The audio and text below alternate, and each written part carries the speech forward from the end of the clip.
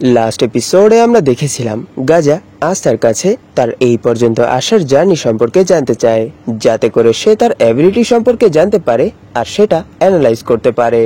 তখন আস্থাও তার সকল জার্নি সম্পর্কে গাজাকে খুলে বলে, আর সবশেষে আমরা গাজা আর আস্থার মধ্যে একটা ফাইট দেখতে পাই, আর সেই ফাইটের মধ্যে আমরা আস্থার কিছু নিউ অ্যাবিলিটিও দেখতে পাই।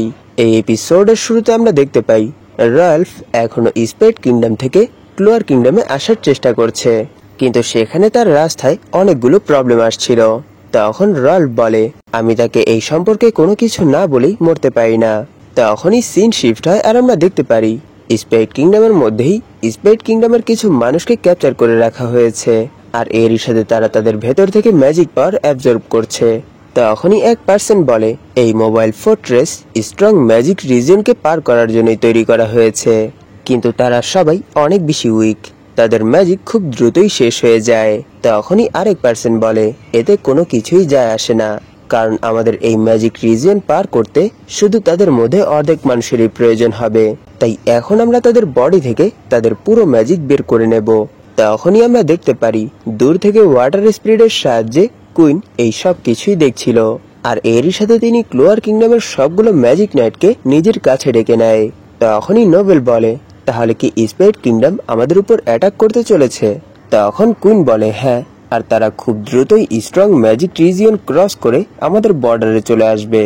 লাস্ট 6 মাসের মধ্যেই স্পেড কিংডম ডায়মন্ড কিংডমের উপর পুরোপুরি কবজা করে ফেলেছে, আর এখন তাদের নেক্সট টার্গেট হার্ট কিংডম আর ক্লোয়ার কিংডম।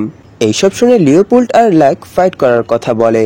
তখন কুইন বলে, এমনিতেও আমি সেখানে একটা টিম পাঠানোর কথা ভেবেছিলাম, কিন্তু এই সময় তারা স্ট্রং ম্যাজিক রিজিয়নের মধ্যে আছে। এটা শুনে মিমোসা বলে, যেহেতু তারা এই সময় স্ট্রং ম্যাজিক রিজিয়নের মধ্যে আছে, তাই তারা এখানে পৌঁছতে পৌঁছতে অনেক বেশি ক্লান্ত হয়ে যাবে, তখনই আমরা তাদের উপর অ্যাটাক করে দেব। এটা শুনে কুইন বলে, এরকম কিছুই হবে না, কারণ তারা মোবাইল ফোর্ট্রেসে চলে আসছে, আর যেটা সেই কিংডমের সাধারণ মানুষের ম্যাজিক দিয়েই চলে। এটা শোনার সাথে সাথেই আস্থা সেখান থেকে পালিয়ে যায়। তাকে এভাবে এখান থেকে চলে যেতে দেখে মিমোসা বলে, এখন আমরা কি করব? এখন কি আমাদের তাকে ফিরিয়ে আনা দরকার? তখনই কুইন বলে, এর কোনো প্রয়োজন নেই, কারণ আমার তার উপর পুরো বিশ্বাস আছে যে সে এত সহজেই হারবে না। তখন গাজা বলে, আমাদের এই কিংডমের ট্রেনিং এর সাহায্যে শুধু সেই পার্সনই স্ট্রং হতে পারবে যেই পার্সনের কাছে অনেক বেশি ম্যাজিক পাওয়ার আছে, অথবা সেই পার্সন যদি হায়ার স্টেজের হয়ে থাকে। তার কাছে কোনো ম্যাজিক পাওয়ার না থাকা সত্ত্বেও সে এই জিনিসটা প্রুফ করে দেখিয়েছে। তখন কুইন বলে, সে আর কে স্টেজে হওয়া সত্ত্বেও অনেক বেশি ট্রেনিং করেছে আর হার্ড ওয়ার্ক করেছে, আর আমি এই জিনিসটার জন্য অনেক বেশি খুশি যে সে কখনোই হার মানেনি। তখনই আমরা দেখতে পারি আস্থা তার স্বরের সাহায্যে সেখান থেকে উড়ে যাচ্ছে, আর অন্যদিকে স্পেড কিংডমের সোলজার তাদের কিংডমের মানুষদের উপর অত্যাচার করছে, আর এরই সাথে তাদেরকে তাদের ম্যাজিক দিতে বলছে। তখনই এক মেয়ে বলে, প্লিজ তাকে সেখানে নিয়ে যাবেন না, তাকে ছেড়ে দিন, কারণ সে এখনো অনেক ছোট। এটা শুনে তাদের মধ্যেই এক সোলজার তার মুখ ধরে উঠিয়ে ফেলে আর বলে, তোমার এত বড় সাহস, তুমি আমাদের মুখে মুখে কথা বলছো? এখানে তোমরা সবাই শুধু ট্র্যাশ, কারণ তোমরা একটা অ্যাটাক স্পেলও করতে পারো না। তাই যদি তোমরা এখানে সাফার করতে না চাও, তাহলে আমরা যা বলছি ভালোই ভালোই সেই কাজটা করো। এটা বলেই সেই সোলজার সেই মেয়ের কাপড় ছিঁড়ে ফেলে আর বলে, আমার সাথে আসো, আর এরই সাথে তার উপর সবাই হাসতে শুরু করে। তখনই আমরা দেখতে পারি সেখানে আস্থার শট চলে এসেছে, আর আস্থা নিচে পড়ে গেছে, আর এরই সাথে সে বলে, সত্যি স্ট্রং ম্যাজিক রিজিয়ন তো অনেক বেশি ডেঞ্জারাস, আমার মনে হয় আমি এখনো আমার পাওয়ার ঠিক করে কন্ট্রোল করতে পারি না। এটা বলেই সে সেখানে তার শট নিজের কাছে ডেকে নেয়। তখনই সে দেখতে পায় সেখানে অনেকগুলো মানুষ ইনজার্ড হয়ে নিচে পড়ে আছে। তখনই সেই সোলজারদের মধ্যে একজন বলে, তোমার রূপ দেখে তো মনে হচ্ছে যে তুমি ক্লোয়ার কিংডমের এক ম্যাজিক নাইট। আমি বুঝতে পারছি না তুমি এখানে কি করছো, আর তুমি এখানে কি করে এসেছো, আর আমি তো তোমার ভেতর থেকে একটুও ম্যাজিক ফিল করতে পারছি না। আমি জানি না তুমি এখানে কিভাবে এসেছো, কিন্তু এখান থেকে আর ফিরে যেতে পারবে না। এটা বলেই সে আস্থার উপর অ্যাটাক করে দেয়। তখনই আস্থা তার উপর অ্যাটাক করে তার শিল্ড পুরোপুরি ডিস্ট্রয় করে ফেলে, আর তাকে সেই মোবাইল ফোর্ট্রেস থেকে বাইরে ফেলে দেয়, আর বলে, এতে কোনো কিছুই যায় আসে না যে তোমরা এখানে কতজন আছো, আমি তোমাদের সবাইকেই হারিয়ে দেব, তাই সবাই একসাথে আসো। তখনই তার উপর দুটো সোলজার অ্যাটাক করে দেয়, কিন্তু আস্থা তাদেরকে খুব সহজেই হারিয়ে দেয়। আর এরই সাথে বলে, আমি আস্থা, আর আমি ক্লোয়ার কিংডমের এক ম্যাজিক নাইট, আর আমি আপনাদেরকে এখানে হার্ট করতে আসিনি, তাই এখন আপনাদের আর এখানে কোনো টেনশন করার দরকার নেই। তখনই সেই মেয়ে বলে, আমরা এতক্ষণ এখানে এই জন্য বেঁচে আছি কারণ এই মোবাইল ফোর্ট্রেস আমাদের ম্যাজিকের সাহায্যেই মুভ করছে, কিন্তু এখন আমরা আর এই প্লেস থেকে কখনোই বের হতে পারবো না, কারণ আমরা এত বেশি উইক, যার কারণে আমরা এই ম্যাজিক রিজিয়ন কখনোই পার করতে পারবো না। আমি জানি না আমাদের সাথেই এইসব কেন হচ্ছে, আমরা কোনো ওয়ার চাই না।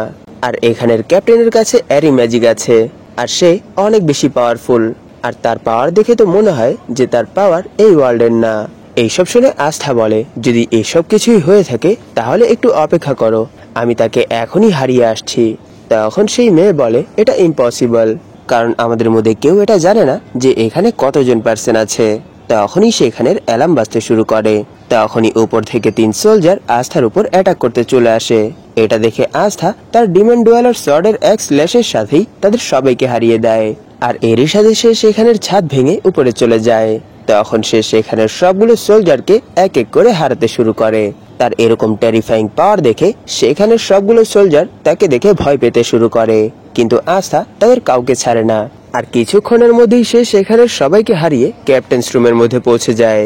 তখন ক্যাপ্টেন বলে, তুমি সবকিছুই নষ্ট করে দিয়েছো, আমার মনে হয় তোমার কাছেও ডেভিলের পাওয়ার আছে। তখন আস্থা বলে, তুমি তোমাদের কিংডমের মানুষদের সাথেই এরকম ব্যবহার কি করে করতে পারো, তারা অনেক বেশি ভয় পেয়ে আছে। তখন ক্যাপ্টেন বলে, তারা সবাই স্পেড কিংডমের জন্য নিজের স্যাক্রিফাইস দিচ্ছে, এটা তাদের জন্য একটা গর্বের বিষয়। তখনই আমরা দেখতে পারি আজ তার বডিতে সেই ক্যাপ্টেনের পয়জন কাজ করতে শুরু করে দিয়েছে। তখন ক্যাপ্টেন বলে, আমি এই জিনিসটা বুঝতে পারছি না যে তোমার মতো একটা ট্র্যাশের কাছে কি করে ডেভিল পাওয়ার এসেছে, কিন্তু তুমি আমার সামনে কিছুই করতে পারবে না, কারণ তুমি তো কোনো কাজেরই না, আর তুমি আমার ক্রিয়েচারেরও খাবার হওয়ার যোগ্য না। তখনই সে দেখতে পায় আস্থা তার ডিমন ডিস্ট্রয়ার সরের সাহায্যে তার পয়জন ম্যাজিকের ইফেক্টকে কেটে ফেলেছে। এটা দেখে সে অনেক বেশি ভয় পেয়ে যায় আর ভাবতে শুরু করে, আমি বুঝতে পারছি না এরকম একটা পার্সন যার কাছে কোনো ম্যাজিক পাওয়াই নেই, তার কাছে এত বেশি ডেভিল পাওয়ার কি করে এসেছে। তখন আস্থা বলে, আমার মনে হয় তোমার কাছেও ডেভিল পাওয়ার আছে, কিন্তু সেটা অনেক কম। আর তুমি কি বলছিলে যে তারা এই কিংডমের জন্য স্যাক্রিফাইস দিচ্ছে, এটা তো একেবারেই একটা ফালতু কথা। তুমি যদি এখানে ফাইট করতে চাও তাহলে চলো, আমি তোমাকে এখানেই মেরে ফেলবো। এটা বলেই আস্থা তার উপর অ্যাটাক করে তাকে হারিয়ে দেয়। আর যখন তারা এই জিনিসটা দেখতে পায় যে সে ক্যাপ্টেনকে হারিয়ে দিয়েছে, তখন তারা অনেক বেশি শক হয়ে যায়। তখন আস্থা বলে, এখন আর তোমাদের এখানে ভয় পাওয়ার কোনো কারণ নেই। তখনই আমরা দেখতে পাই সেখানে নোবেল তাদের সবাইকে নিয়ে চলে এসেছে, আর এরই সাথে সে আস্থার উপর অ্যাটাক করে দেয় আর বলে, স্ট্রং ম্যাজিক রিজিয়নের মধ্যে ট্রান্সপোর্ট ম্যাজিক ইউজ করাটা অনেক বেশি কষ্টকর। তখন মিমোসা বলে, হ্যাঁ আমরা এটা জানি, আর তোমাকে আমাদেরকে এখানে নিয়ে আসার জন্য ধন্যবাদ। তখন নোবেল বলে, আস্থা তোমাকে এখানে একা আসতে কে বলেছিল? আর এরই সাথে সে মনে মনে বলছিল, তোমার তো এখানে আমার সামনে সাহায্যের জন্য কাদার দরকার ছিল। তখনই আমরা দেখতে পারি সেখানে ফিন্ডাল এখনো মিমোসা আর নোবেলের সাথে ফ্লার্ট করার চিন্তা করছিল, আর এরই সাথে সে সেখানে নিজেকে এইসব কিছু থেকে বাধা দেওয়ার ট্রাই করছিল। তখনই সে সেখানে সেই মেয়েকে দেখে আবার তার সাথে ফ্লার্ট করতে শুরু করে দেয়। এইসব দেখে নোবেল বলে, আমার তো এই জিনিসটা বিশ্বাসই হচ্ছে না যে তারও একটা ফিয়ন্সে আছে, আর আমি এটা জানি না যে তার সাথে কোন পাগল মেয়ে বিয়ে করতে চায়। তখন মিমোসা সেখানের সবাইকে একসাথে রিকভার করার ট্রাই করে, আর সে এতে সফল হয়, কিন্তু এইসব কিছুর পরও তারা খুশি ছিল না। তখনই তারা আস্থাদেরকে তাদের সিচুয়েশন খুলে বলে। এইসব শুনে নোবেল বলে, তাহলে তোমাদের কাছ থেকে তোমাদের ভিলেজ ছিনিয়ে নেওয়া হয়েছে? তখন সেই মেয়ে বলে, হ্যাঁ আপনি ঠিক বলেছেন, একবার স্পেড কিংডমের সোলজাররা আমাদের ভিলেজে এসেছিল, আর এরই সাথে তারা আমাদের ভিলেজের মানুষদেরকে উঠিয়ে নিয়ে যেতে শুরু করে। এইসব দেখে যারাই তাদেরকে বাধা দেওয়ার জন্য সামনে এসে দাঁড়ায় তারা তাদেরকেই মেরে ফেলে, আর এরপর থেকেই আমরা এখানে। এইসব শুনে নোবেল বলে, আপনাদের টেনশন করার কোনো দরকার নেই, কারণ লাক আর লিওপোল্ডও এখানে এসেছে। তখনই আমরা একটা ফ্ল্যাশব্যাক দেখতে পাই যেখানে কুইন লাক আর লিওপোল্ডকে একটা আলাদা মিশন দিয়েছিল, যেখানে তাদেরকে স্পেড কিংডমের বর্ডারের সোলজারদেরকে হারাতে হবে, আর প্রেজেন্টের লাক আর লিওপোল্ড তাদের বর্ডারের মধ্যে চলে এসেছে। তখনই আমরা দেখতে পাই সেখানের সোলজাররা বলছিল, আমি বুঝতে পারছি না যে আমাদেরকে আর কতদিন পর্যন্ত এই ফালতু ভিলেজের প্রোটেকশন দিতে হবে। তখনই আমরা দেখতে পারি সেখানেরই দেয়াল ভেঙে লাক আর লিওপোল্ড চলে এসেছে, আর এরই সাথে লাক সেখানের সোলজারদেরকে মারতে শুরু করে দেয়।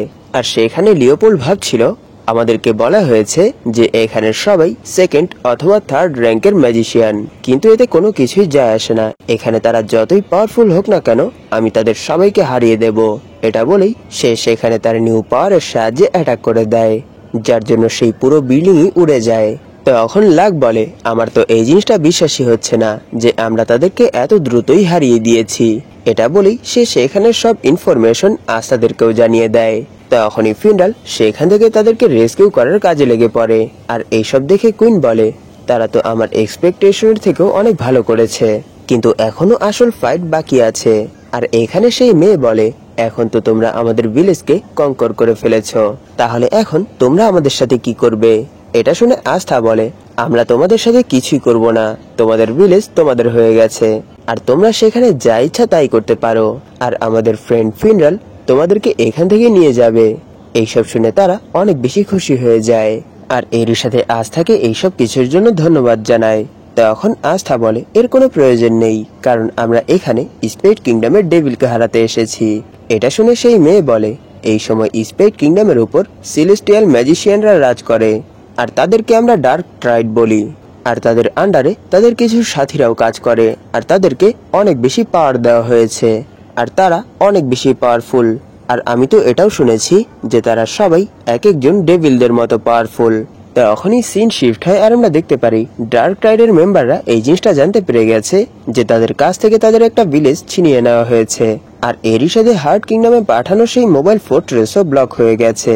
তখন ডার্টে বলে, এখন আমাদের এইসব কিছু নিয়ে চিন্তা করার কোনো দরকার নেই, এই সময় আমাদের সোলজারদেরকে সেই জিনিসটাই দেওয়া দরকার যেই জিনিসটা তারা চায়, যাতে করে তারা বোর না হয়ে যায়। তখনই ভেনিকা বলে, আমি বুঝতে পারছি না তুমি জ্যাননকে আবার কেন সেখানে পাঠাচ্ছ, আর লাস্ট টাইম ডায়মন্ড কিংডমের মধ্যেও তুমি জ্যাননকে একা পাঠিয়েছিলে। তখন জ্যানন বলে, এর কারণ আমি এই কাজের জন্য পারফেক্ট। এটা শুনে ভ্যানিকা বলে, তুমি সেখানে শুধু তোমার 40% পাওয়ার ইউজ করেছিলে, আর এরকমটা তো আমিও করতে পারি। এখন তো আমি অনেক বেশি বোর হয়ে গেছি, তাই আমিও কিছু ইন্টারেস্টিং করতে চাই। তখন ডাটে বলে, তুমি আগের থেকেও অনেক বেশি স্ট্রং হয়ে গেছো, তাই এখন আমাদের নেক্সট মুভ ইউজ করার সময় চলে এসেছে। এটা শুনে ভ্যানিকা অনেক বেশি খুশি হয়ে যায় আর বলে, তাহলে এখন সময় চলে এসেছে যখন আমি আমার সব থেকে প্রিয় আর ডিলিশিয়াস জিনিসটাকে খাবো। তখনই জ্যানন বলে, আমি এই জিনিসটা বুঝতে পারছি না যে আমরা 6 মাস কেন ওয়েট করেছি। এটা শুনে ডাটে বলে, এর কারণ আমাদের সবকিছুই তৈরি করতে কিছু সময়ের প্রয়োজন ছিল, নয়তো সবকিছুই অনেক দ্রুতই শেষ হয়ে যেত। তাই এখন সময় চলে এসেছে যখন আমরা এই পুরো ওয়ার্ল্ডকেই ডিস্ট্রয় করে ফেলবো। আর যেই দুটো চাবি আমাদের প্রয়োজন ছিল সেটা এখন আমাদের অনেক কাছে চলে এসেছে। এটা শুনে জ্যানন বলে, তাহলে কি তুমি সেই 2 আর্কে স্টেজের পার্সনের কথা বলছো? তখন ডাটে বলে, হ্যাঁ, এখন সবার লাইফ আমাদের হাতের মুঠোর মধ্যেই আছে, তাই তারা এখন আর এখান থেকে কোথাও পালাতে পারবে না। তখনই সিন শিফট হয়, আর আমরা দেখতে পারি আস্থা সিস্টার লিলির কাছে একটা লেটার পাঠিয়েছে। আর এরই সাথে আমরা দেখতে পারি রাল্ফ অনেক বেশি ইনজার্ড অবস্থায় আস্থাদের চার্জে পৌঁছে গেছে, আর এরই সাথে সে সেখানে ইয়োনোর নাম নিতে নিতেই বেহোশ হয়ে যায়। তাকে দেখে সিস্টার লিলি অনেক বেশি শক হয়ে যায়। আর এই শকিং সিনের সাথেই এপিসোড এখানেই শেষ হয়ে যায়। ধন্যবাদ আপনাদের এই পর্যন্ত দেখার জন্য। তাহলে দেখা হবে এর পরের এপিসোডে।